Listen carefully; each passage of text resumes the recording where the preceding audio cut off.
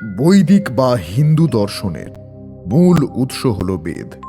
দর্শন শব্দটির ব্যুৎপত্তিগত অর্থ হল দেখা বা অভিজ্ঞতা। সত্যকে জানাই হল এর মূল উদ্দেশ্য। বৈদিক দর্শনের একটি প্রধান বৈশিষ্ট্য হল মোক্ষ লাভের উপায় বলে দেওয়া। 6টি তত্ত্বে বৈদিক দর্শন বিভক্ত।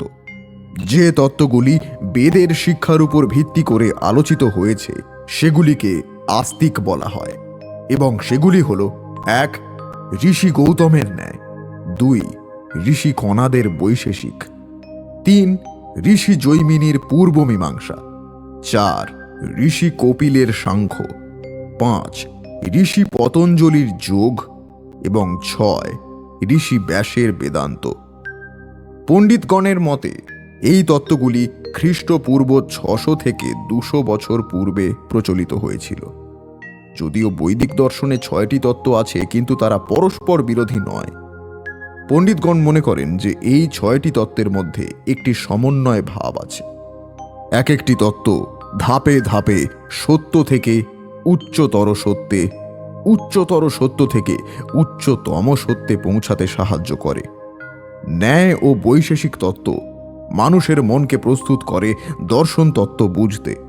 মীমাংসা, সাংখ্য এবং যোগ, এই 3টি তত্ত্ব মানুষের মনকে আরও উচ্চমানের দর্শন তত্ত্ব শিক্ষা দেয়। এবং সর্বশেষে আসে বেদান্ত, যা আরও উচ্চ স্তরের দর্শন। বর্তমানে বৈশেষিকীর প্রাধান্য খুবই কম, এবং এটি ন্যায় যুক্তিতত্ত্বের বিশেষ অঙ্গ হিসেবে আলোচিত হয়। মীমাংসা সমাজের আইনগত নীতি সহায়ক। সাংখ্য আলোচিত হয় বেদান্ত দর্শনের অঙ্গ হিসেবে। যোগ এবং বেদান্ত, এই দুটিকেই বর্তমানে প্রাধান্য দেওয়া হয়। যোগ মোক্ষ লাভের পথ ও উপায় প্রসঙ্গে আলোচিত হয়। বেদান্ত দর্শনই হিন্দু ধর্মের মুখ্য দর্শন হিসেবে গণ্য হয়।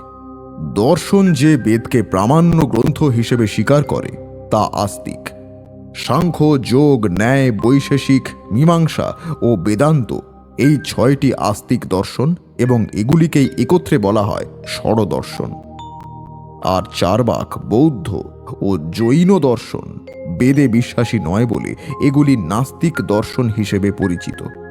উল্লেখ্য যে আস্তিক নাস্তিকের ক্ষেত্রে ঈশ্বরে বিশ্বাস অবিশ্বাস কোনো কারণ নয়। যেমন ষড়দর্শনের মধ্যে সাংখ্য ও মীমাংসা জগতের স্রষ্টা রূপে ঈশ্বরের অস্তিত্বে বিশ্বাস করে না, অথচ উভয়ই বেদের প্রামাণ্য স্বীকার করে। বৈশেষিক দর্শনেও সরাসরি ঈশ্বরের কথা নেই। সাংখ্য ও যোগ জগতের স্রষ্টা হিসেবে পুরুষ ও প্রকৃতিকে স্বীকার করলেও যোগ ঈশ্বরের স্বতন্ত্র সত্তায় বিশ্বাসী। ন্যায়, আত্মা ও ঈশ্বরে বিশ্বাসী হয়েও জগতের স্বতন্ত্র সত্তাকে স্বীকার করে, এবং বেদান্ত ঈশ্বর তথা ব্রহ্মে বিশ্বাসী। বেদান্ত মতে ব্রহ্মই একমাত্র সত্য, আর সবই মিথ্যা। ফলে দেখা যায় যে একই উৎস থেকে জন্ম হলেও আস্তিক দর্শনগুলোর মধ্যে কোনো কোনো বিষয় অমিল রয়েছে, এবং জগৎ ও জীবন সম্পর্কে সেগুলি ভিন্ন ভিন্ন মতামত পোষণ করে। নাস্তিক দর্শনগুলি ঈশ্বরে বিশ্বাস করে না, সেগুলি অনাত্মবাদী ও জড়বাদী। চার্বাকদের মতে প্রত্যক্ষই জ্ঞান লাভের একমাত্র উপায়, এবং যেহেতু ঈশ্বর প্রত্যক্ষযোগ্য নন, সেহেতু তাঁর কোনো অস্তিত্ব নেই। বৌদ্ধ দর্শনের আলোচ্য বিষয় মানব জীবন। মানুষের দুঃখমোচনই এ দর্শনের একমাত্র লক্ষ্য। বৌদ্ধ মতে জগতের সব কিছু ক্ষণস্থায়ী, পরিবর্তনী জগতের একমাত্র সত্য। যেহেতু কোনো কিছুই শাশ্বত নয়, সেহেতু নিত্য আত্মা বলতেও কিছু থাকতে পারে না। জৈনরা দ্বৈতবাদে বিশ্বাসী। এ দর্শনে দ্রব্যসমূহকে আস্তিকায় ও নাস্তিকায় নামে 2 শ্রেণীতে ভাগ করা হয়েছে। যার বিস্তৃতি ও কায় আছে তা অস্তিকায়, যথা জীব ও অজীব বা জড়, এবং যার বিস্তৃতি ও কায় নেই তা নাস্তিকায়, যথা কাল। বঙ্গদেশে উপরিউক্ত দর্শনসমূহের প্রত্যেকটিরই কম বেশি চর্চা রয়েছে, এবং এখনো গুরু পরম্পরা ও প্রাতিষ্ঠানিক পর্যায়ে হচ্ছে। তবে ন্যায়, বিশেষত নব্য ন্যায়ের চর্চার জন্য একসময় এ দেশ সমগ্র ভারতে বিখ্যাত ছিল। একটু আগে যে 6টি বৈদিক দর্শনের কথা উল্লেখ করলাম, তার মধ্যে সাংখ্য দর্শন হল সর্বপ্রাচীন এবং সর্বশেষ দর্শনটি হল বেদান্ত দর্শন। এই দুটি দর্শনই সবথেকে গুরুত্বপূর্ণ, তাই আমরা মূলত এই দুটি দর্শন নিয়েই আলোচনা করব, তাও খুবই সংক্ষিপ্তভাবে। সাংখ্য দর্শন কি? সাংখ্য শব্দের অর্থ হল সম্যক জ্ঞান। সুতরাং যে দর্শনে সম্যক জ্ঞানের কথা আলোচিত হয়েছে বা যে দর্শন আমাদের সম্যক জ্ঞান দিতে পারে, তাকেই বলে সাংখ্য দর্শন। এই দর্শন বিশ্বাস করে প্রতিটি কার্যের পিছনে কোনো না কোনো কারণ থাকে। কারণ ব্যতীত কোনো কাজ সম্পন্ন হয় না। কার্য এবং কারণ একে অপরের পরিপূরক। শূন্য থেকে কোনো কিছুর সৃষ্টি হয় না। এই দর্শনে 25টি তত্ত্ব স্বীকার করা হয়। এই 25টি তত্ত্ব হল অহংকার, মন, পঞ্চ জ্ঞানেন্দ্রিয় যেমন চক্ষু, কর্ণ, জিহ্বা, নাসিকা ও ত্বক, পঞ্চ তন্মাত্র অর্থাৎ রূপ, রস, গন্ধ, স্পর্শ ও শব্দ, পঞ্চ কর্মেন্দ্রী যেমন হস্ত, পদ, পায়ু, উপস্থ ও বাক, পঞ্চ মহাভূত অর্থাৎ ক্ষিতি বা পৃথিবী, বা জল, তেজস বা আগুন, মরুত বা বায়ু ও বোম বা আকাশ। এবং সাংখ্য দর্শন মনে করে যে এই বিশ্ব সৃষ্টির মূলে রয়েছে দুটি বিশেষ তত্ত্ব, একটি হলো পুরুষ আর দ্বিতীয়টি প্রকৃতি। তাই একে দ্বৈতবাদী দর্শন বলে। এই পুরুষ ও প্রকৃতি ব্যাপারটা একটু আলোচনা করা যাক। প্রকৃতিকে জড় জগতের প্রথম ও প্রধান কারণ হিসেবে চিহ্নিত করা হয়েছে। প্রকৃতি জড় ও সতত পরিবর্তনশীল। প্রকৃতি জড় ও সতত পরিবর্তনশীল। সাংখ্য মতে প্রকৃতি সত্ত্ব, রজ ও তম এই 3টি গুণের সমাহারে সৃষ্টি। এই 3টি গুণকে পৃথিবী সৃষ্টির প্রধান উপাদানও বলা যায়। এই গুণগুলি সূক্ষ্ম হওয়ায় এগুলিকে প্রত্যক্ষ করা যায় না। জগতের বিভিন্ন বস্তু এই গুণগুলির কার্য, আর এই কার্য থেকেই এদের অস্তিত্ব অনুমান করে নেওয়া হয়। সত্ত্ব সুখদায়ক, রজ দুঃখদায়ক, তম বিষাদাত্মক। এভাবেই এগুলি কার্যকরণ নির্ধারণ করে। জাগতিক সমস্ত বস্তুর মধ্যে সুখ, দুঃখ ও বিষাদ পরিলক্ষিত হয়। সত্ত্ব গুণের কারণে আনন্দ, প্রীতি, সন্তোষ ও উল্লাস হয়। সমস্ত রকমের দুঃখের অভিজ্ঞতা, যন্ত্রণা, সমাপ্তি, কঠোরতা ও ধ্বংস রজগুণের কারণে হয়। ভ্রম, নিদ্রা, আলস্য, প্রমোদ এই সব সৃষ্টি হয় তমগুণের কারণে। এই 3টি গুণ একত্রে ক্রিয়াশীল হয়। এদের পৃথক করা কোনোদিনই সম্ভব নয়। জাগতিক সকল বস্তুর মধ্যে এই 3 গুণ উপস্থিত থাকে। আর পুরুষ কাকে বলে? সাংখ্য দর্শনে আত্মাকেই পুরুষ বলে অভিহিত করা হয়েছে। পুরুষ স্বাধীন, আনন্দময়, মুক্ত, সচেতন, অপরিবর্তনীয় ও নিষ্ক্রিয়। পুরুষ বা আত্মা মন দিয়ে অনুভব করা যায় না। একে শব্দ ও ব্যাখ্যা দ্বারা বোঝানো যায় না। পুরুষ নিত্য, শুদ্ধ, বুদ্ধ ও সব রকম জাগতিক মোহ থেকে মুক্ত। পুরুষের সৃষ্টি বা ধ্বংস নেই। পুরুষ বা আত্মা ব্যতীত এই জগৎকে ব্যাখ্যা করা সম্ভব নয়। পুরুষকে অস্বীকার করার অর্থ হল নিজের অস্তিত্বকে অস্বীকার করা। প্রকৃতির সক্রিয় সৃষ্টি তখনই হয় যখন প্রকৃতি ও পুরুষের মিলন ঘটে। সাংখ্য দর্শনের জ্ঞান তত্ত্বে মানুষের জ্ঞান লাভের কাজ যে পদ্ধতিতে সম্পন্ন হয় তাকে প্রমাণ বলে। অর্থাৎ প্রমাণ হল জানার উৎস।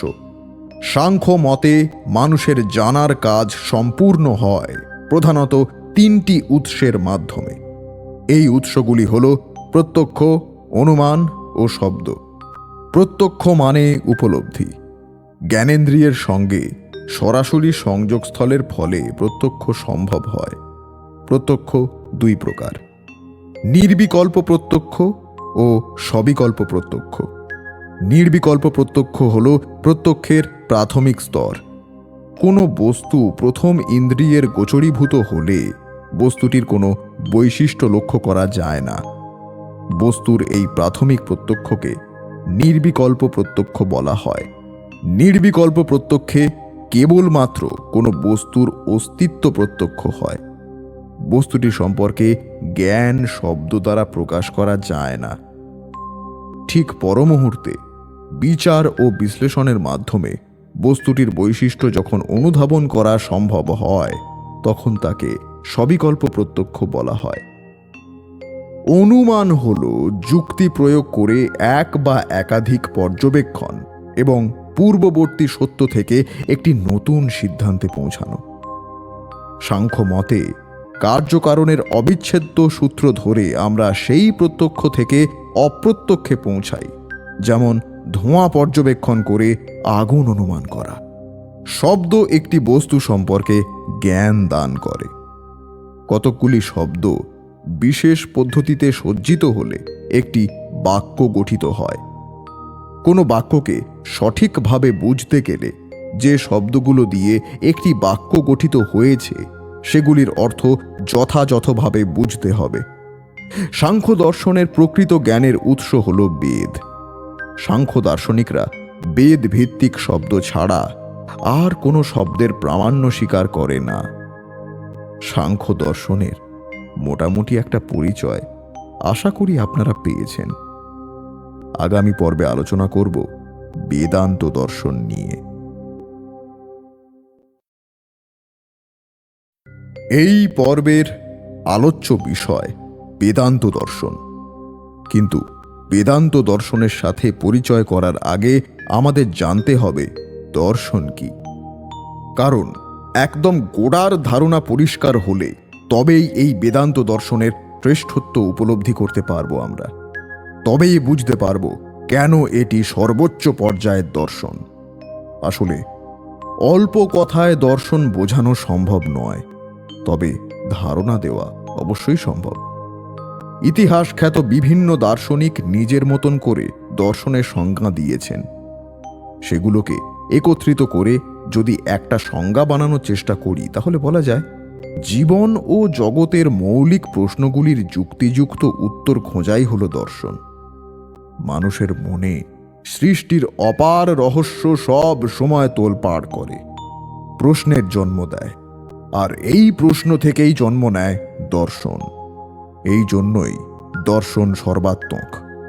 দর্শনের লক্ষ্যই হল সত্যানুসন্ধান করা, আর দার্শনিকের কাজ সত্য অনুসন্ধানে সমস্যা চিহ্নিত করা, ব্যাখ্যা বিশ্লেষণ করে যৌক্তিক ভিত্তি প্রদান করা।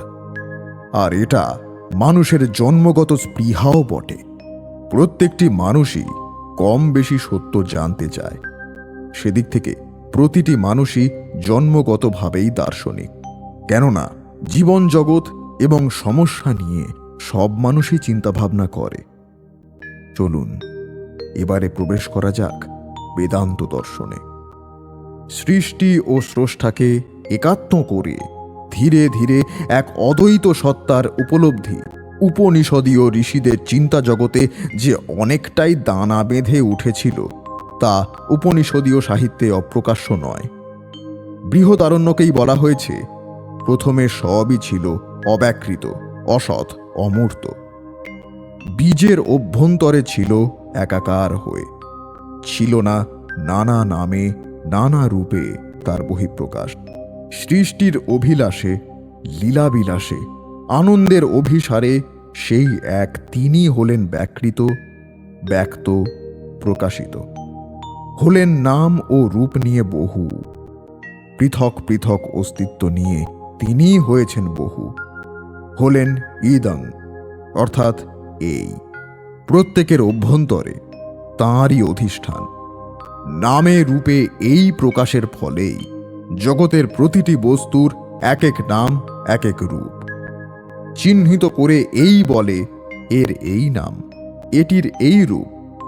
খুরের খাপে যেমন খুর, কাঠে যেমন বিশ্বম্বর অগ্নি অনুপ্রবিষ্ট হয়ে আছে, দেহের প্রতিটি অঙ্গ প্রত্যঙ্গ এমনকি মাথার চুল থেকে পায়ের নখ পর্যন্ত তেমনিভাবে তিনি আত্মার মধ্যে প্রবিষ্ট হয়ে আছেন। বাইরের এই চোখ দিয়ে তাকে দেখা যায় না। এই চোখ যা দেখে তা সবই অকৃত্স্ন, অপূর্ণ, খণ্ডরূপ। কর্মরত অবস্থায় আত্মা কত কর্মই না করে চলেছেন। ভিন্ন ভিন্ন কর্মের মাঝে ভিন্ন ভিন্ন নামে তিনি নিজেকে প্রকাশ করেছেন। যখন প্রাণন অর্থাৎ শ্বাস প্রশ্বাসের কাজ করেছেন তখন তিনি প্রাণ, যখন কথা বলছেন তখন বাক, যখন দেখছেন, যখন শুনছেন তখন কর্ণ, যখন মনন করছেন তখন মন। সেই এক তিনি, অথচ কর্মভেদে কতই না নাম। এই কারণে যে আত্মাকে পৃথক ভেবে উপাসনা করে সে প্রকৃত আত্মতত্ত্ব জানে না। যা পৃথক তা অপূর্ণ। সব সময় উপাসনা করতে হবে এই ভেবে যে ইনি আত্মা। তখন পৃথক সত্তার অস্তিত্ব নিয়ে যাবে সমষ্টিতে, অপূর্ণতা পাবে পূর্ণতা, খণ্ড অখণ্ডের আনন্দে মধুর হয়ে উঠবে। কারণ সবই আত্মার মধ্যে এক। সেই আত্মাই পদনীয় অর্থাৎ জ্ঞাতব্য বা অনুসন্ধানের একমাত্র বস্তু। নানা রূপে যিনি নিজেকে প্রকাশ করে রেখে নিজে অদৃশ্য হয়ে আছেন, তাকে জানতে পারলে সবই জানা হয়ে যায়। আত্মতত্ত্বকে যিনি এইভাবে জানেন তিনি অবশ্যই কীর্তিমান, যশস্বী হন। এই যে সমগ্র বিশ্বজগৎ একই পরম সত্তার বিভিন্ন প্রকাশ, জগতের সবকিছুর মূলে এক চৈতন্য সত্তা অস্তিত্ববান, তিনিই সেই পরম পুরুষ। উপনিষদীয় চিন্তাসূত্রে তাঁকেই ব্রহ্ম নামে অধিষ্ঠিত করা হয়েছে। তিনি জগতের আদি, তিনি জগতের সকল কিছুর অধিষ্ঠান। এই উপলব্ধির সাথে একাত্ম হওয়াই উপনিষদীয় দার্শনিক ভাবনার বহিঃপ্রকাশ। এই জগৎ আগে ব্রহ্মরূপেই ছিল, ছিল ব্রহ্মময়। সর্বশক্তিমান তিনি যে মুহূর্তে নিজেকে নিজে জানালেন, অহম ব্রহ্মাস্মি অর্থাৎ আমি ব্রহ্ম, অমনি তিনি সব কিছু হয়ে সর্বাত্মক হলেন। দেবতাদের মধ্যেও যিনি নিজেকে ব্রহ্ম সদৃশ বলে জেনে জাগ্রত হলেন, তাঁরাও সর্বাত্মক হয়েছিলেন। অতএব ওই একইভাবে ঋষি ও মনুষ্যের মধ্যে যিনি নিজেকে অহম ব্রহ্মাস্মি বলে জানেন, তিনি এই সব হন। ঋষি বামদেব ব্রহ্মজ্ঞানে জ্ঞানী হয়ে বলেছিলেন, আমি মনু হয়েছিলাম, আমি সূর্য হয়েছিলাম। যিনি নিজেকে নিশ্চিতভাবে জানেন আমি ব্রহ্ম, তিনি এই রকমই হন। কারণ তাঁর আত্মা তখন সর্বব্যাপী। তাই দেবতারও সাধ্য থাকে না তাঁর বিরুদ্ধে যাবার বা তাঁর ক্ষতি করার। আর ব্রহ্মজ্ঞানে অজ্ঞানী মানুষ যারা দেবতাকে নিজেদের থেকে স্বতন্ত্র ভেবে আরাধনা করেন, তাঁরা জানেন না যে তাঁরা দেবতার নিকট পশুর তুল্য। এক এক দেবতার উপাসনা করেই তারা জীবনকে ধন্য মনে করে।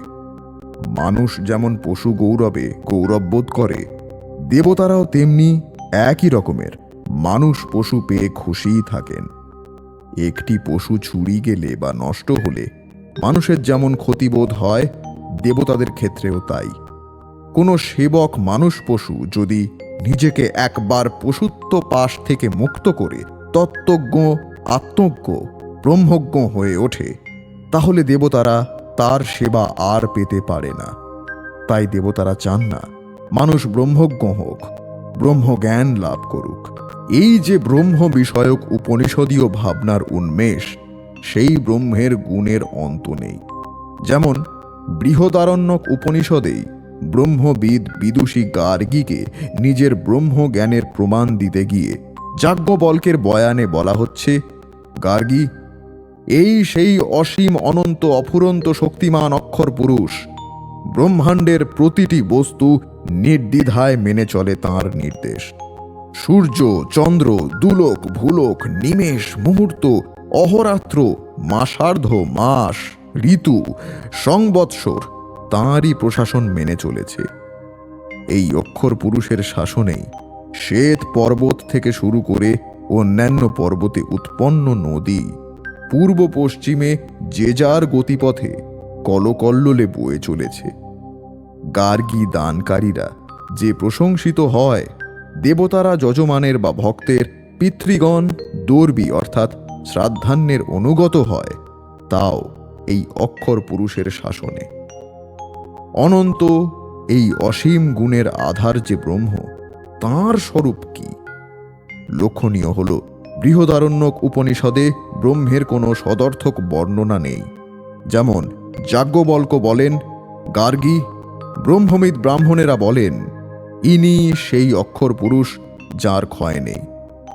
সেই অক্ষর পুরুষের পরিচয় দিতে গিয়ে ব্রহ্মবিদেরা বলেছেন তিনি স্থূল নন, সূক্ষ্ম নন, তিনি খর্ব নন, দীর্ঘ নন, তিনি লোহিত নন, তরল নন, ছায়া নন, অন্ধকার নন, বায়ু নন, আকাশও নন। তিনি অসঙ্গত, অরস, কোনো কিছুতেই আসক্ত নন, রসসিক্তও নন, গন্ধহীন, ঘ্রাণেন্দ্রিয় যার সন্ধান পায় না, চক্ষুহীন, শ্রোত্রেন্দ্রিয়হীন, মনহীন, তেজহীন, মুখহীন। তিনি অপরিমেয়, অন্তর বাহির অর্থাৎ ভিতর বাহির বলে তাঁর কিছু নেই। তিনি ভোক্তা নন, আবার তিনি কারোর ভোগ্যও নন।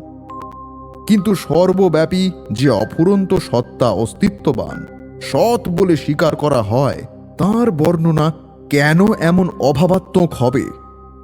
এর উত্তর বৃহদারণ্যকেই দেওয়া হয়েছে এইভাবে: মহারঞ্জন বাস হলুদে চোবানো বস্ত্রের মতো পীতবর্ণ, পাণ্ডু অবিকম, অবিকম অর্থাৎ ভেড়ার লোমে তৈরি বস্ত্রের মতো পাণ্ডুর বর্ণ, ইন্দ্রগোপ, ইন্দ্রগোপ কীটের মতো রক্তবর্ণ, যথা অগ্নি অর্চি, অগ্নি শিখার মতো, যথা পুণ্ডরীকং, শ্বেত পদ্মের মতো শুভ্রকান্তি, যথা সকৃত বিদ্যুত্তম, একসঙ্গে অনেকগুলি বিদ্যুৎ চমকের মতো। যিনি সেই পুরুষকে এইভাবে জানেন, তিনি বিদ্যুৎ ঝলকের মতোই শ্রী লাভ করেন। কিন্তু এত কথা বলার পরেও কি তাঁর রূপ প্রকাশ করা গেল? গেল না, মন ভরল না। শুরু হলো বিচার। একটা শব্দ, একটা ভাষা, পরক্ষণেই না, আবার একটা শব্দ, একটা ভাষা, আবার না। বলল নেতি নেতি বিচার। শেষে সিদ্ধান্ত হলো ইনি শ্রেষ্ঠ, এর চেয়ে শ্রেষ্ঠ আর কিছুই নেই। কিন্তু কোন অভিধায় তা প্রকাশ করা যায়? বলা হলো ইনি সত্যেরও সত্য, প্রাণ সমূহ সত্য, ইনি সেই সত্য প্রাণ সমূহের থেকেও সত্য। বেদান্ত দর্শন নিয়ে আলোচনার হয়তো শেষ হবে না। এটি এতটাই বিশাল এবং গভীর, ভারাক্রান্ত মন হয়তো এই দর্শন বোঝার মতো অবস্থাতেও থাকে না। তাই মনকে নির্মল করতে হয় পৃথিবীর আদিম শব্দ প্রণব বা ওম উচ্চারণের মাধ্যমে। পরবর্তী পর্বে আমরা আলোচনা করব ওম বা প্রণব সম্পর্কে।